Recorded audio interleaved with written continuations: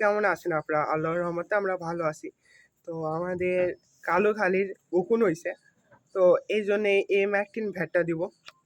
M18 ভ্যাটটা দিলে হবে কি, উকুন বলেন এবং বিভিন্ন পরজীবী বলেন, এরা আর কি ঠিক হয়ে যাবে, ঠিক আছে? বেশি দিন লাগবে না। এটা 45 টাকা নিছে। তো চলেন কালুখালীকে এটা দেওয়া যাক। এটা আসলে এক ড্রপ টাইপ। এটা মাথার থেকে লেজ পর্যন্ত দিতে হবে, ঠিক আছে?